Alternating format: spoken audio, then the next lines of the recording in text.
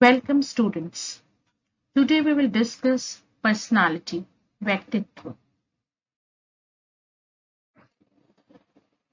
We have often come across the comments like she has such a poor personality or she looks good, she bears a good personality.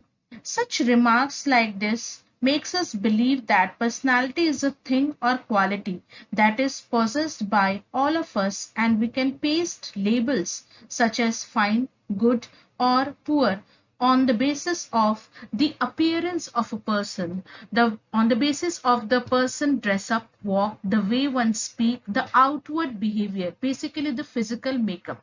This is a layman's view of personality. Etymologically, personality has been derived from the Latin word persona, which means mask. Mask the actors wore and portrayed their character. The psychological view of personality goes more deeper than mere appearance and outward behavior.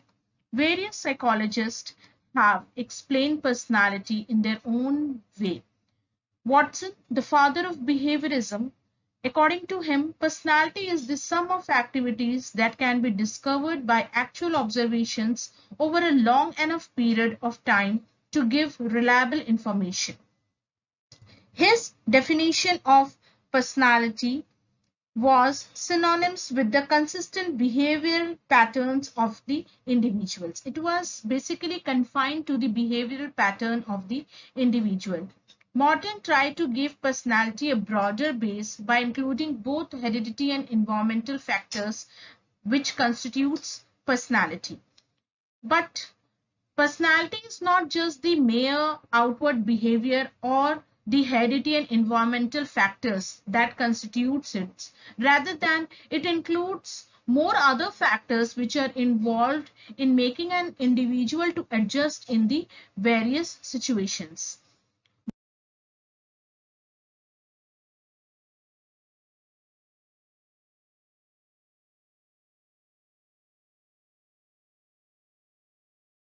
Comprehensive definitions of personality. Alpert, he gave the first comprehensive definition of personality after evaluating almost 49 definitions. According to Alpert, personality is a dynamic organization within the individual of those psychophysical systems that determine his unique adjustment to his environment. In this particular definition, Alpert gave a comprehensive term to personality by recognizing its dynamic nature and organizational aspects and by emphasizing the role it can play in an individual's adjustments to his environment.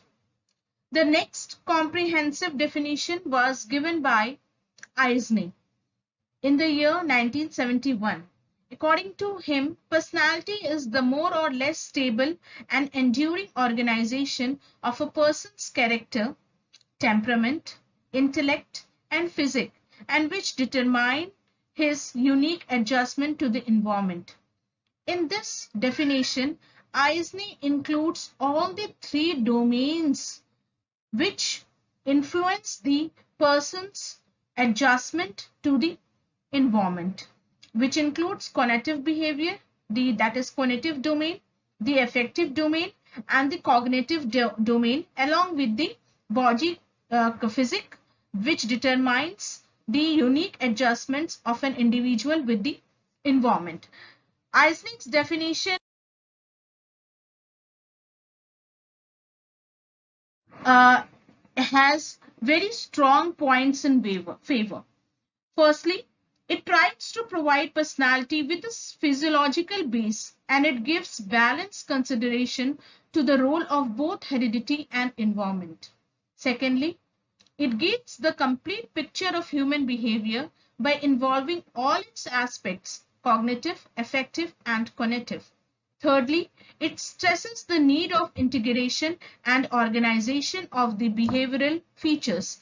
Finally, it aims at making personality somewhat measurable and accessible, giving it a scientific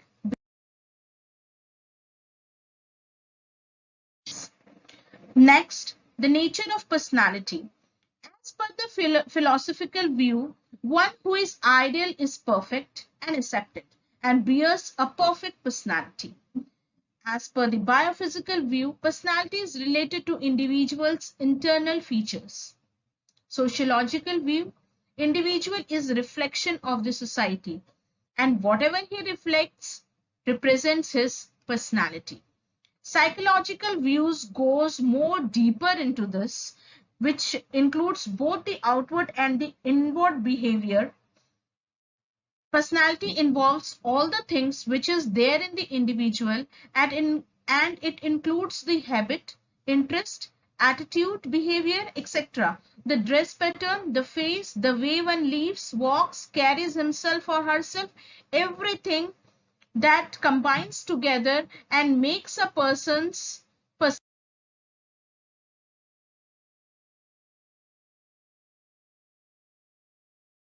personality. Now, the next is the features of personality. Self-consciousness.